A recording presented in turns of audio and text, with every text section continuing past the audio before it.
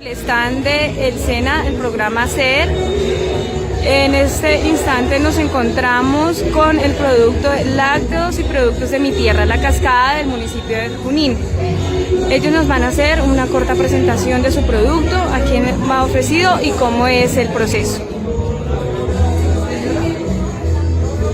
Sí, muy buenos días, gracias. Le quiero dar las gracias a la oportunidad que nos ha brindado el municipio de Cachepa en los días de Escoguavio a partir del día de ayer. En este momento nosotros como microempresarios del SENA que estudiamos y nos dimos la oportunidad de poder sacar nuestra unidad productiva. En el día de hoy yo les presento mis productos, son todos los lácteos, derivados lácteos de la leche, avena cubana 100%, manteca prima, bizcochitos de maíz, almojábanas, pan de maíz y todos sus derivados lácteos en su totalidad.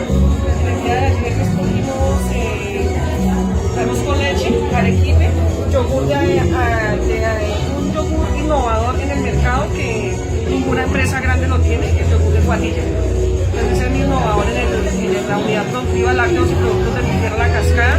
Vengo del municipio de Junín, Cundinamarca, mi vereda San Roque, el Porvenir San José, La Finca.